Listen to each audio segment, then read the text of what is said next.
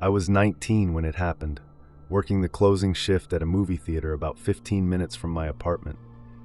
It was a Tuesday night in October, dead quiet because nothing good was playing. We closed at midnight, but with cleanup, I didn't get out until almost 1 a.m. I was exhausted and running on empty, literally. My gas light had been on since the afternoon. I stopped at the 24-hour Shell station 2 blocks from my apartment, the one that always had at least one pump working, and a clerk who looked half asleep behind bulletproof glass.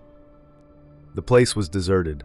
Just my beat-up Honda Civic under the flickering fluorescent lights and one other car at the far pump, a dark sedan with tinted windows. I pulled up to pump 3, killed the engine, and got out to prepay inside.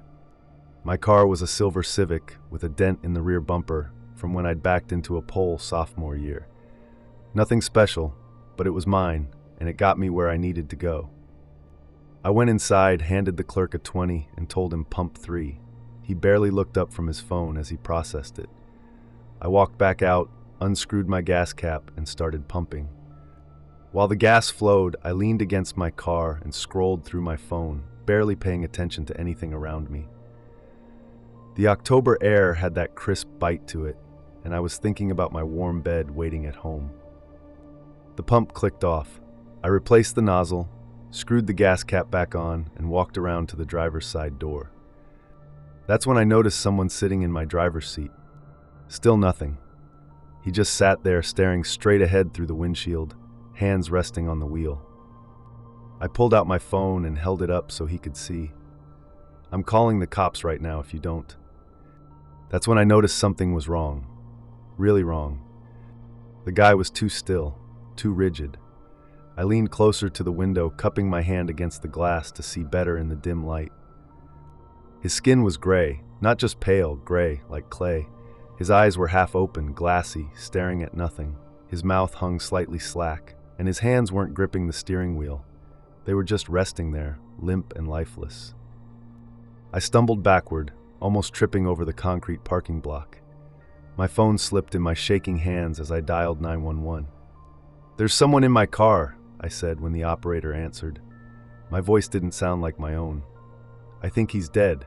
There's a dead person in my car at the Shell station on." The operator kept me on the line, asking questions I could barely process. Was I safe?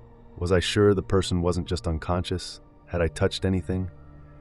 I stood there under the gas station lights, 20 feet from my car, watching that gray figure through the window, and waited for the police. They arrived within 4 minutes.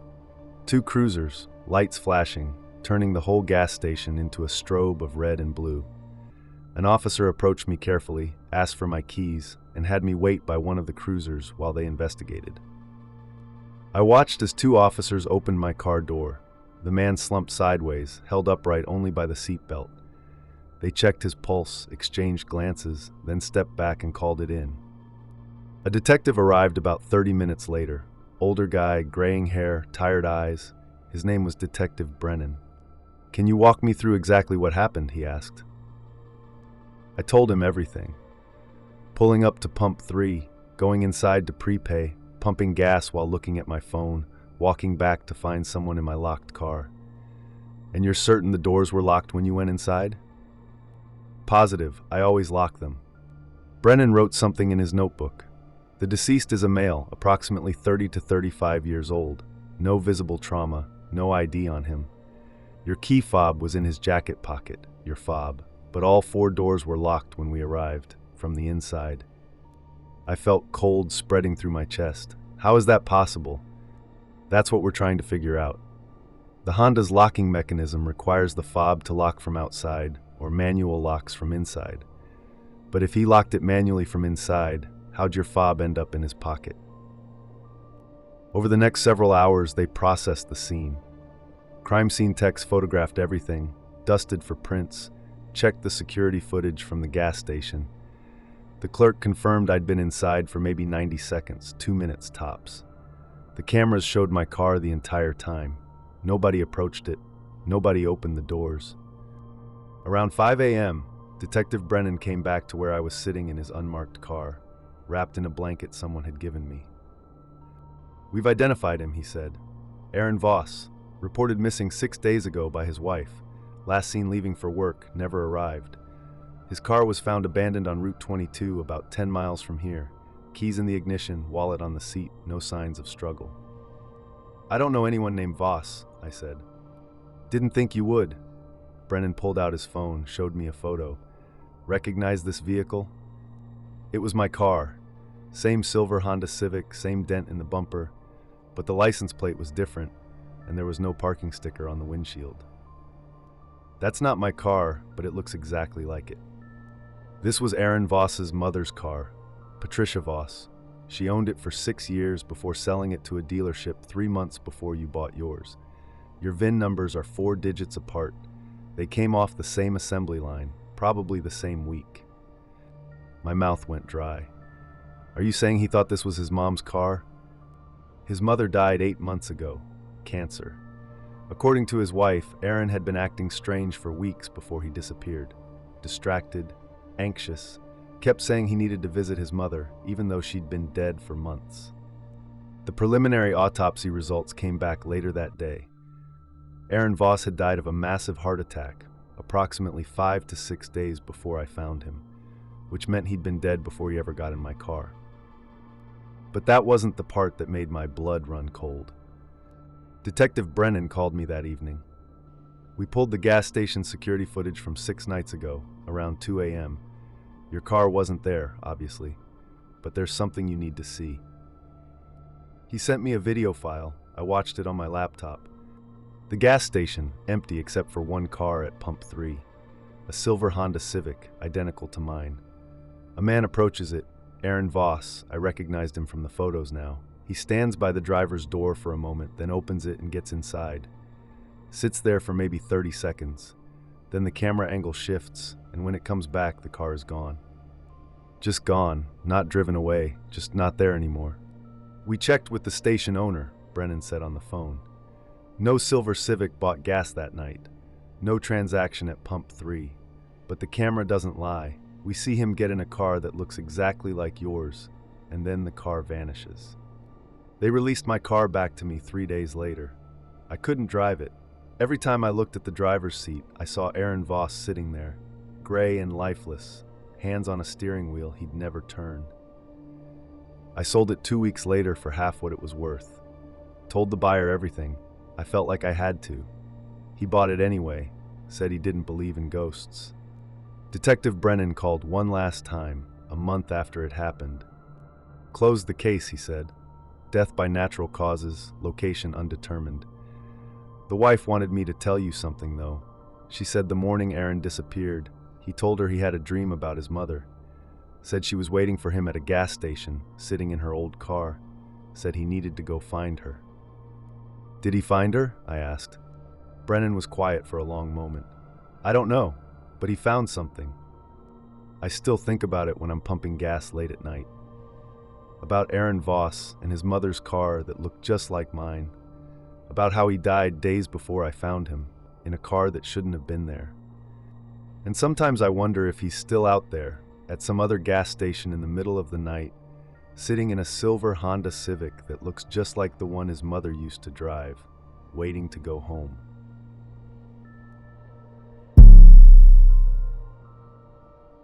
My brother Devin worked overnight at a truck stop off Route 9, one of those massive places with 24 pumps, a diner, and a convenience store all rolled into one.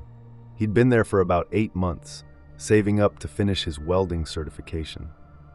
The job was boring but safe, or so we thought. There were always at least 2 people on shift, cameras everywhere, and truckers coming and going all night. I'll never forget the call I got at 4:47 a.m. on a Thursday. It was my mom, her voice shaking so badly I could barely understand her.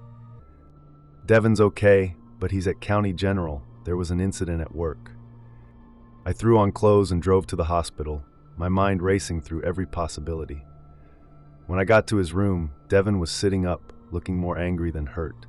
He had a nasty gash across his forearm, already stitched up, and some bruising on his ribs. "What the hell happened?" I asked. "Some psycho came in with a knife," Devin said. Jumped over the counter, started slashing. Got my arm pretty good before I grabbed a coffee pot and clocked him. Security footage got the whole thing. The police detective, a tired-looking woman named Ortiz, came in about an hour later. She confirmed the basics. A man in his 30s, strung out on something, had attacked Devin without warning around 3 a.m.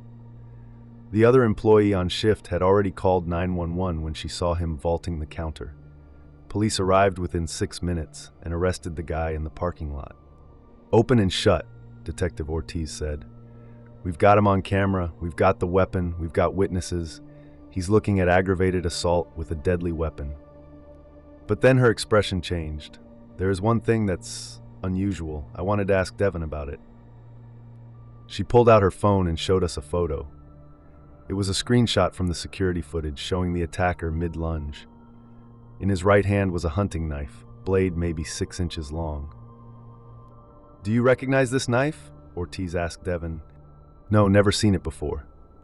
"Here's the thing," she said slowly. "When we arrested him, he didn't have a knife. No knife in his pockets, no knife in the parking lot, no knife anywhere. We've searched the entire store twice. It's just gone." Devin and I exchanged glances. "Maybe he dropped it running out," I suggested. "We have him on camera from the moment he left the counter to the moment he walked out the door," Ortiz said. "The knife never leaves his hand.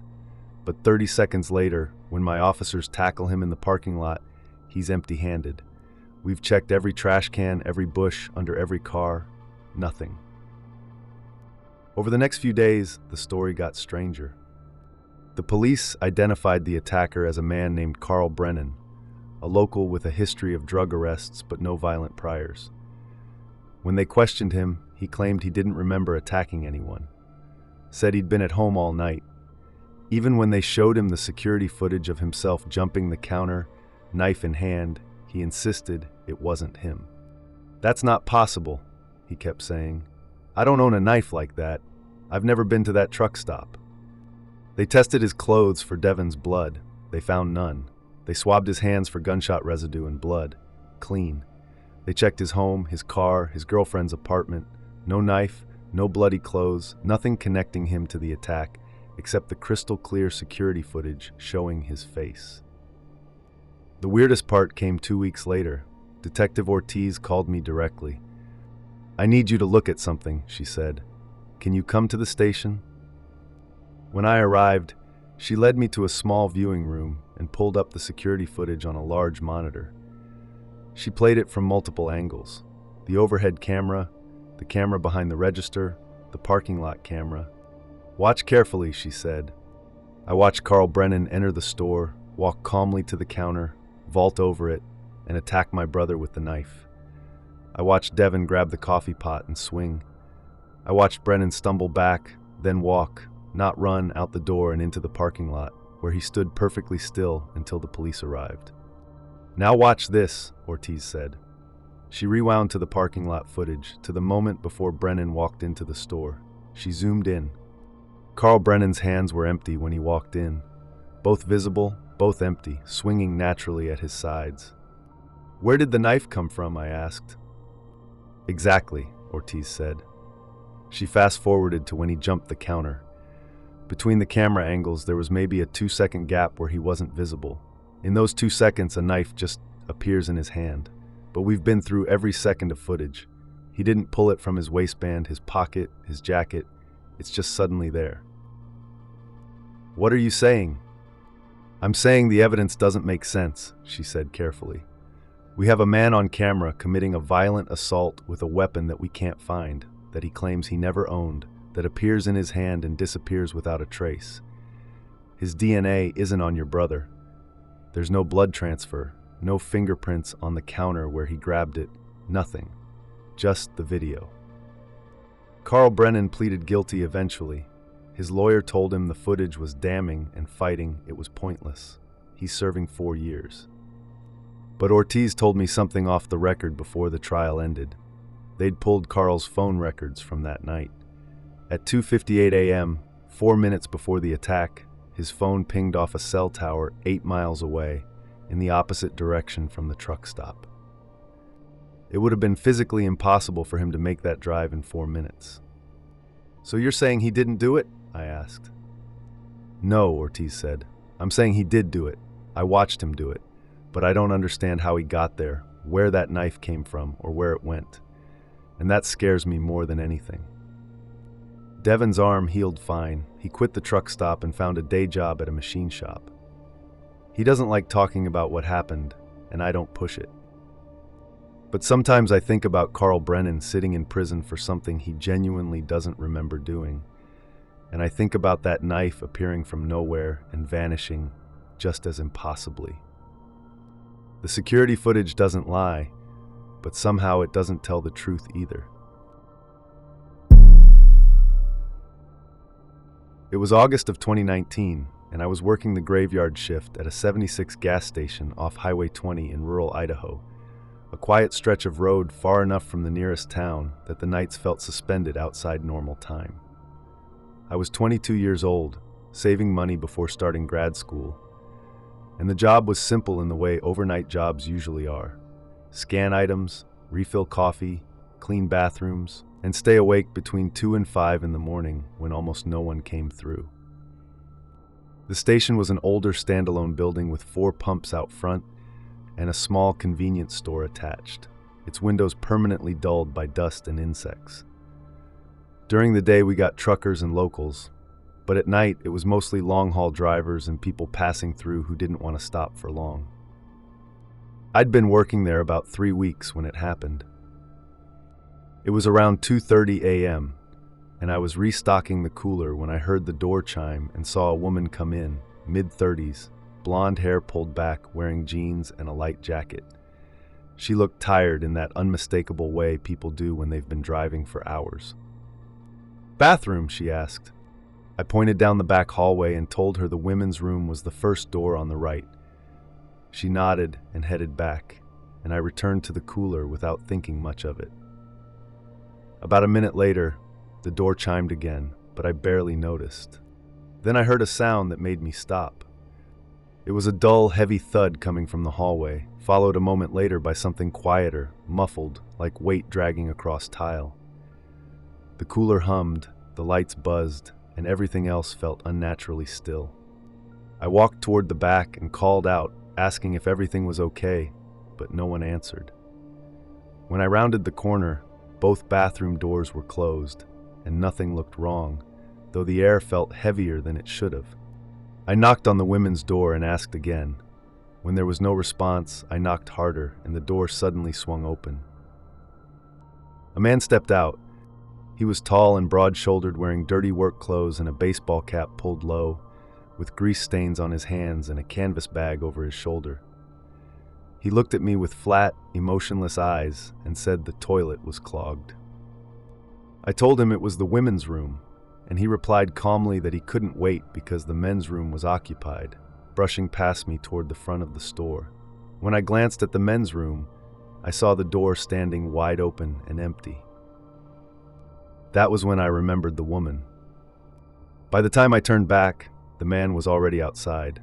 I ran into the women's bathroom and found her sitting on the floor in the corner of the second stall, knees pulled to her chest, her face pale and eyes wide with terror. There was a red mark across her throat, already bruising, and her jacket was torn. She tried to speak but couldn't, only managing a raspy sound as she shook her head. I called 911 and told them there had been an assault at the station. And while I stayed on the line, I watched through the front windows as the man stood calmly at pump 2, filling his truck as if nothing had happened. The dispatcher told me not to approach him and to lock myself somewhere safe with the woman until police arrived. I helped her into the employee break room and locked the door. Through the small window, I watched as the man came back inside, grabbed a bottle of water, stood at the register, and called out to see if anyone was working, before shrugging and returning to his truck, where he waited with the engine idling. Police arrived 6 minutes later and arrested him without resistance. The woman was taken to the hospital and survived, though her throat was badly bruised. I gave my statement while officers reviewed the security footage, which showed the man entering the store 2 minutes after the woman, heading straight for the women's bathroom, and exiting 4 minutes later before calmly pumping gas. A detective told me the woman's name was Sarah Kendall and that the suspect was Martin Hale, recently released from prison with prior assault charges. In his truck, they found a knife, rope, duct tape, and a tarp, and his GPS history showed he'd been stopping at gas stations along that highway late at night for weeks. A few days later, the detective asked me to come back to the station to look at the footage again. He told me to watch the timestamp closely. Sarah entered the hallway at 2:31 a.m. and Hale followed her at 2:33. He exited alone at 2:37. But when the detective rewound the tape, he showed me that for 12 seconds between 2:34 and 2:35, the hallway footage jumped forward without distortion or glitch, leaving a clean gap in time. When I said cameras didn't do that, he told me the system logs showed no edits, no corruption, and no downtime.